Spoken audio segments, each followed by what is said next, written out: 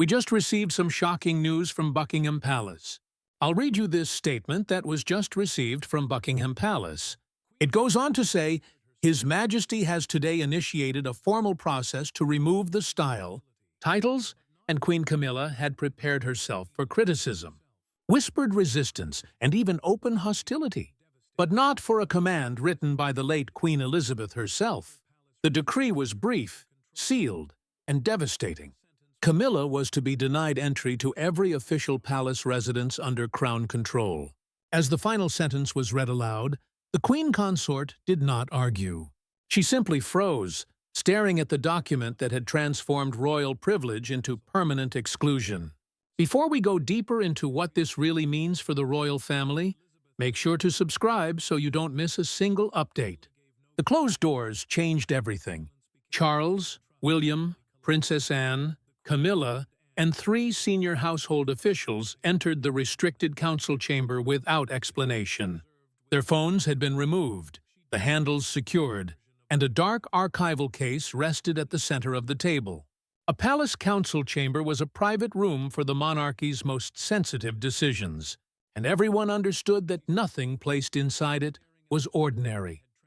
The silence was broken by the senior archivist, who opened the case and read Elizabeth's secret decree in plain language.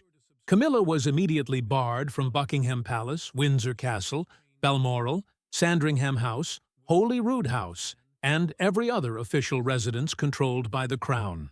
An official residence was more than a royal residence. It was a working center of staff, ceremonies, records, and authority. Losing access meant losing power.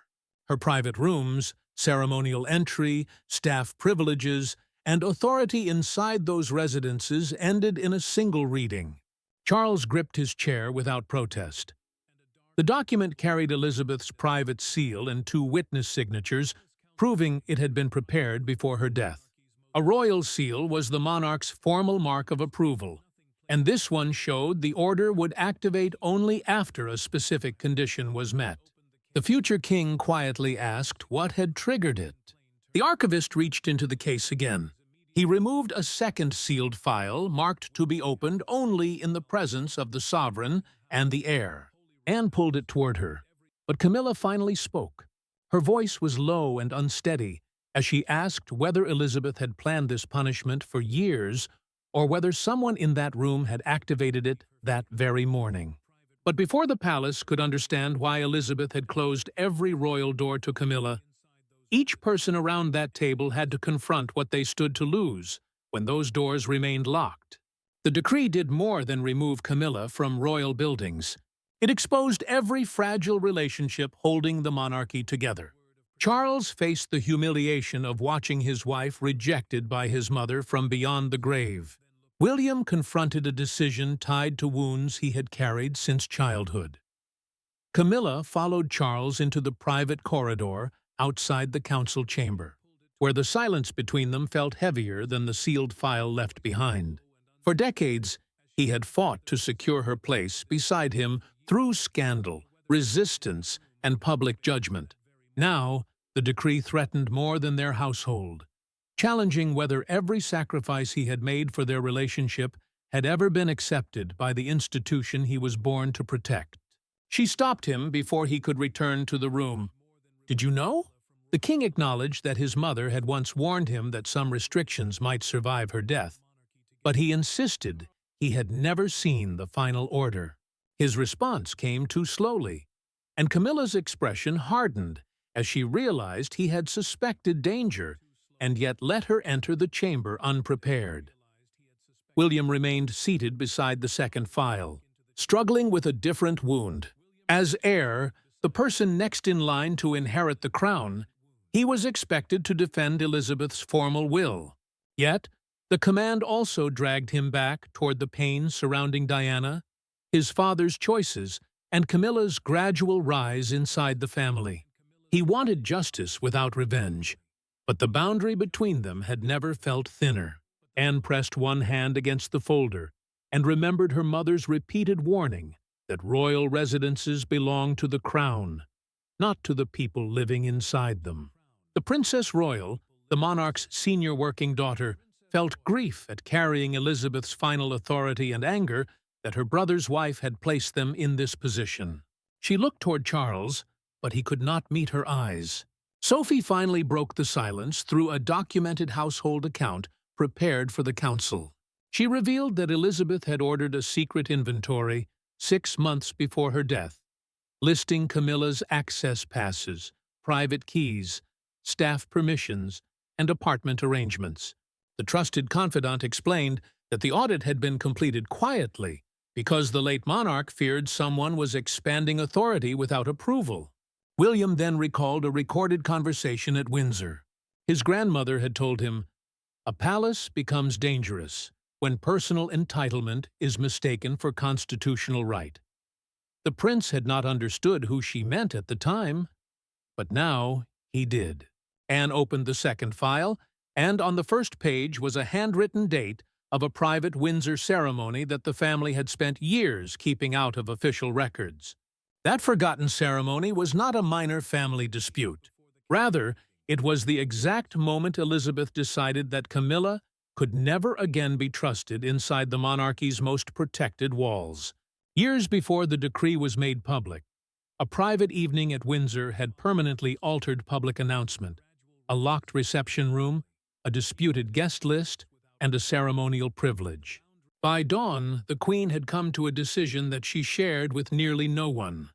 Elizabeth had arranged the private reception shortly after a major royal anniversary, expecting a quiet family gathering without speeches about succession or future authority. The sovereign, the reigning monarch who holds the crown's formal power, had made her wishes unmistakable. Yet Camilla had spent months growing frustrated with restrictions that kept rooms, staff, archives, and ceremonial decisions beyond her control. She believed her position beside Charles should carry greater influence. The Queen believed influence without permission was the beginning of disorder. The tension broke inside the crimson drawing room. Elizabeth entered and found senior servants standing in a formal line, while Camilla issued instructions during what she called a household transfer ceremony. The gathering had no official approval. A household transfer ceremony in this case meant a private attempt to shift practical control over palace staff and duties from one royal office to another. Camilla told those present that her personal directions should now be treated with the same weight as commands from the monarch. Elizabeth dismissed every servant immediately. She waited until the door closed, then asked who had authorized the ceremony. Camilla insisted she was only preparing the household for the future. Believing Charles would soon need stronger support and faster decisions, the Queen set down her gloves and answered with controlled fury. "The future is not yours to assign." Camilla tried to explain again, but the monarch had already seen something far more serious beside her chair. A restricted residence ledger lay open on the table. The royal archives, the secure collection where the monarchy protects official records, had never approved its removal. Inside were emergency access procedures for Buckingham Palace, Windsor Castle, Balmoral, Sandringham, and every other major residence. Elizabeth asked how the document had reached the room. Camilla gave no clear answer, and that silence became the moment trust finally collapsed. The Queen summoned Anne and 2 constitutional advisers before midnight. In a documented account preserved with the second file, she dictated the first version of the decree, declaring that any attempt to claim residence authority without sovereign approval would permanently block Camilla from every crown-controlled home. Anne heard each word and understood that her mother was not acting from jealousy. She was constructing a safeguard. William turned the page in the current chamber and discovered the last shock. The original violation had not remained in the past. An almost identical order had been issued just days before the council meeting, directing staff to obey Camilla's residence office. And this time, her personal signature appeared beneath it. With the old wound exposed and a new violation placed before them, the family could no longer hide behind history. Camilla would have to answer Elizabeth's accusation face to face with those enforcing it. William did not speak. The page contained instructions for staff at Windsor, Buckingham Palace, and Sandringham to route every resident's decision through Camilla's private office. This meant that her household would stand above established Crown procedures, the formal rules that determine who may control royal staff, rooms, records, and access. The order had only been discovered because an experienced Windsor officer refused to surrender the restricted master access register and sent the demand directly to William's office for verification. William pushed the document closer. Camilla insisted the wording had been prepared by an aide and presented to her during a packed morning briefing. The prince pointed to the handwritten amendment next to her name. At last, Charles broke down, accusing his son of turning an administrative error into a public execution and warning that the room had already decided Camilla's guilt before hearing her explanation.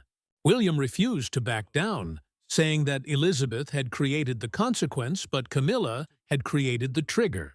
The king turned to face his wife, waiting for a strong enough denial to put an end to the argument, but none materialized. Anne opened the original Windsor ledger and placed it next to the new order. The restricted register contained emergency entry procedures for royal residences, including who could unlock secure rooms in the event of illness, evacuation, or emergency. She admitted she had wanted stronger authority during Charles's periods of illness because delayed decisions had left staff uncertain and duties exposed. She denied trying to replace the sovereign, yet her recorded admission confirmed that she had knowingly expanded her power without formal approval. The difference between support and takeover had become dangerously thin. Charles rose and demanded that the decree be cancelled immediately. He was the monarch, he said, and no order affecting his wife could stand against his command. The constitutional secretary, the senior official responsible for explaining how royal authority must be exercised, closed the folder before answering. Elizabeth had anticipated that exact response. The king was not the only person unable to cancel the decree. He was the one person his mother had deliberately prevented from overturning it alone. The confrontation had exposed Camilla's signature, but the deeper shock was still coming. Elizabeth had built the decree around a chain of authority that placed control beyond Charles's personal reach. Charles was king, yet inside that sealed chamber, he discovered a boundary even the crown could not cross without consequence. Elizabeth had anticipated his anger, his loyalty, and his instinct to protect Camilla. She had therefore constructed the decree like a locked mechanism, music, one that required the monarch, the heir, and the princess royal to act together. For the first time since his accession, Charles faced a command designed by his mother, specifically to stop him from ruling with his heart. The constitutional secretary opened the next page and explained why the order could not be dismissed with one signature. Royal residences were held through different legal, hereditary, and institutional arrangements, meaning some belonged to the crown. Some were privately controlled, and others existed mainly for official duty. Elizabeth had used those differences to build synchronized restrictions across every category, closing each possible escape before the decree was ever activated. Charles listened as the chain of command was read aloud. Anne had temporary enforcement power as custodian, the person trusted to protect the late monarch's instruction. His mother had expected him to defend his wife, even if that defense weakened the boundaries she believed the monarchy needed. Camilla watched him closely, searching his face for defiance, but saw defeat. Anne turned toward her brother and spoke with quiet force. William held authority as heir, the next person expected to inherit the crown. The sovereign remained the final witness, but no one participant could cancel the order alone. Elizabeth had made collective responsibility stronger than personal loyalty. The Princess Royal reminded Charles that removing someone from the rooms she had called home was not an attack on her. Rather, it was an act of obedience to Elizabeth's last protective act. The Princess Royal did not soften, reminding him that those rooms had never belonged to any one person, no matter how long they had lived there. A recorded statement from Elizabeth was then played for the chamber, explaining that residence access meant practical power. Control over rooms became control over staff, schedules, private audiences, correspondence, and the physical center of monarchy. The warning was straightforward. Whoever controlled the palace could quietly start controlling the crown. Camilla heard one last condition. Limited access could only be restored if she gave up all unofficial residence office, dissolved it, and formally acknowledged that her authority came from the sovereign alone. She turned to face Charles, but before he could decide whether to ask for that compromise, the door opened and Enquiry came in with an urgent message from Windsor. Enforcement had already started. Camilla's staff were being removed from their offices. Her access cards were being cancelled. Every personal item had to be cleared before nightfall. The decree was no longer trapped inside a file. It had entered corridors, apartments, and private rooms, forcing Camilla to experience the punishment as an immediate personal loss. Rather than a public statement or ceremonial announcement, it had simply stopped opening them for her. Security officers had already received a carefully worded command, stating that Camilla could enter no official residence without written approval from all 3 custodians named in Elizabeth's decree. The custodians were the people temporarily responsible for enforcing the order together, so no single act of sympathy could reopen the gates. Her office was suspended, scheduled meetings were moved, staff were reassigned, and her belongings were prepared for transfer to a private property owned by Charles outside palace control. Camilla approached the Windsor entrance and presented the access card she had used for years. A red light appeared. She tried again, holding the card longer, as though patience might reverse what the council had decided. The same red light returned.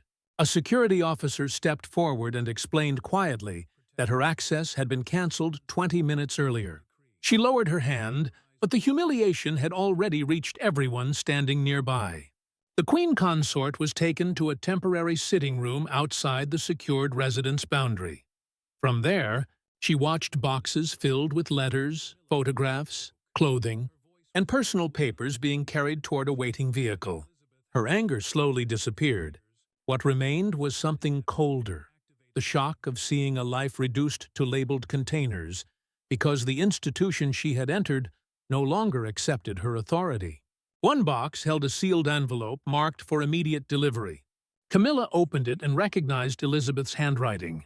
The message was short. Belonging to the family never meant possessing the institution. She read the sentence twice, then folded the paper with trembling hands. The late monarch had left no insult, only a boundary, and that made the judgment harder to fight. A senior aide then delivered another blow through the recorded enforcement log. Charles had been offered the chance to delay the removals until morning, but he refused after hearing Elizabeth's warning about palace access and power. Camilla stared at the entry in silence. She had expected the king to protect her for one final night. Instead, he had allowed the doors to close before sunset. Charles arrived at the private residence that evening. He dismissed every aide, entered the room alone, and closed the door behind him. Camilla did not rise. The monarch sat opposite her and said they would now have the first completely honest conversation of their marriage. Stripped of palace walls, titles, and advisors, Charles and Camilla were finally left with nothing between them, except the truth each had avoided for years. There was no council table between them now, no constitutional secretary, and no heir waiting to challenge an answer. Charles and Camilla sat alone in a modest private drawing room while rain pressed against the windows. For years, they had survived judgment by standing together. But this time, the threat had come from within their own choices. Charles had to decide whether love required defending Camilla or finally telling her that Elizabeth had been right. Charles leaned forward and admitted that he had spent decades believing loyalty meant shielding Camilla from every attack. He had defended her against public anger, family resistance, and the long shadow of the past. Yet the decree had forced him to face a harder truth. Protection became dangerous when it removed accountability. The crown demanded judgment, not blind devotion, because one private exception could weaken every rule, holding the monarchy together. Camilla answered with controlled frustration. She said the king's health problems and crowded schedule had left staff uncertain, meetings delayed, and residents' decisions trapped between competing offices. Operational control meant the daily power to direct people, rooms, access, and schedules. She insisted that someone had needed to act quickly when formal permission moved too slowly, and she had believed decisiveness was service rather than ambition. Charles asked the question she had been avoiding. Would she ever have surrendered the residence office voluntarily? Camilla looked away and remained silent. The pause became an answer before she finally admitted that she believed her position entitled her to keep it. She had survived years of rejection to stand beside the monarch. And somewhere along the way, endurance had begun to feel like ownership. The king spoke without anger. Marriage had made her his partner, he said, but it had never made the palaces theirs. Camilla began to cry, not because she had lost rooms or staff, but because she understood he would not overturn Elizabeth's judgment. For the first time, Charles was choosing the crown over the instinct that had guided their relationship for decades. Camilla then reached into her handbag and revealed through a private recorded conversation preserved for the enforcement file that she had kept one unofficial